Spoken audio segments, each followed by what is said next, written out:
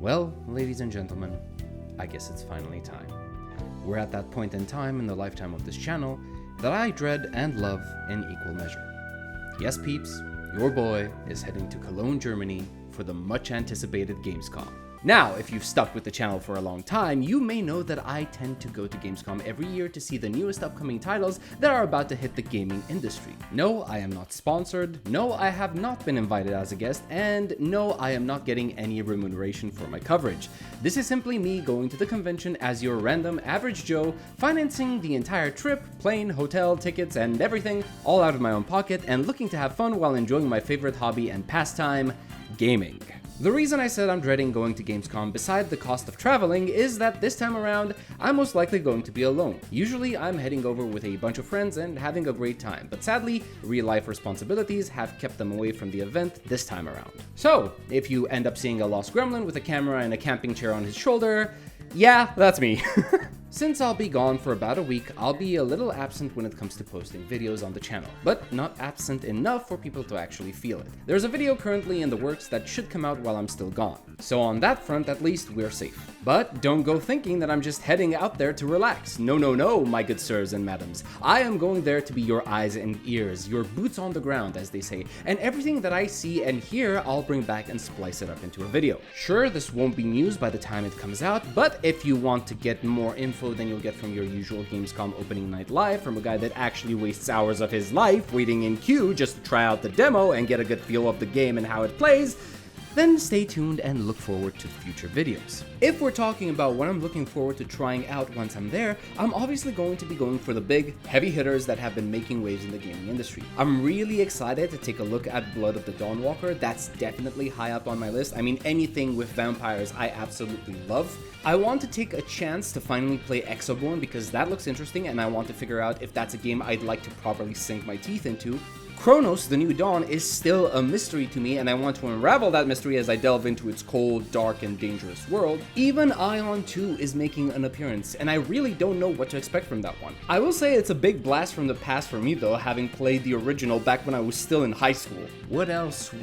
Oh, Onimusha, Way of the Sword will definitely be a fun time. Picking up the blade and filling the shoes of legendary swordsman Miyamoto Musashi while fighting against demon monstrosities sounds like great fun and the closest I'll ever get to playing something that feels like Sekiro again. Resident Evil Requiem. Well, I don't really have an excuse to not play Resident Evil games anymore, not after having played the remaster so far and enjoying them quite a bit. Pragmata. Now there's a game that I've been interested in ever since it was announced long ago, to the point that even the devs said sorry in their trailer for having delayed it as much as they did. If I can get my hands on that game, I'll definitely be one happy camper. There are too many titles to list off here, so I'll stop with those for now, but don't think I've forgotten the gachas. Oh, no, we're obviously doing those. First thing on the list when it comes to gacha games is obviously Arknights Endfield.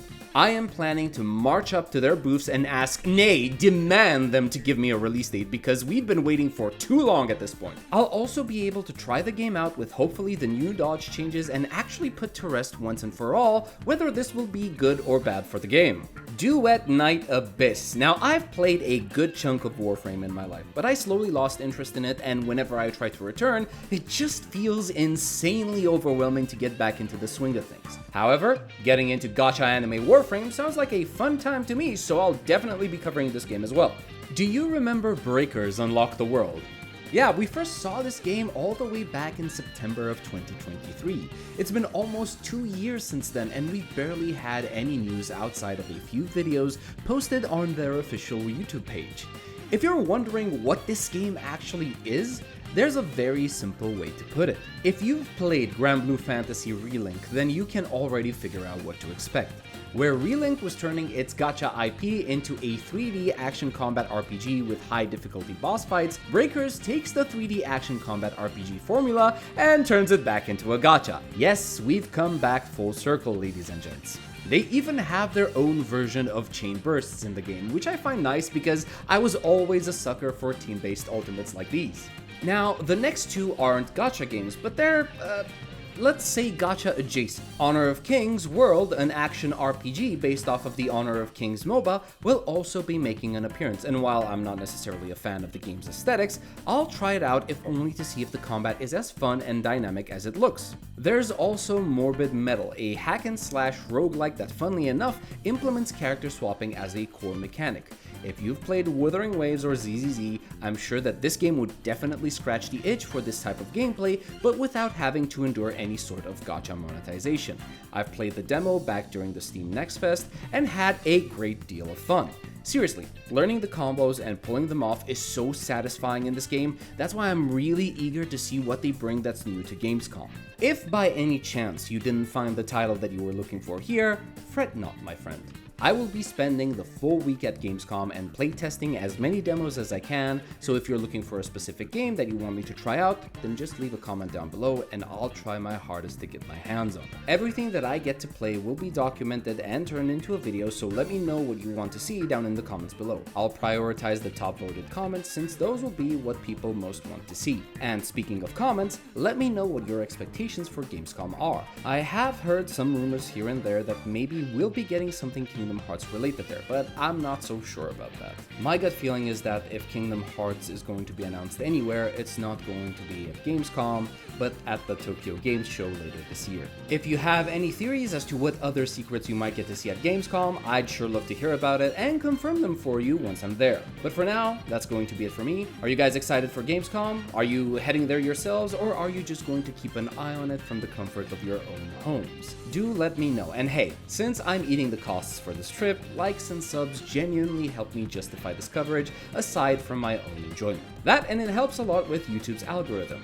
Not sure why, but it's been extra harsh on me lately. Anyway, thank you for watching the video. I hope you guys will stick around for the ride for the next week, and I will see you guys in the next one. So until then, have a good one.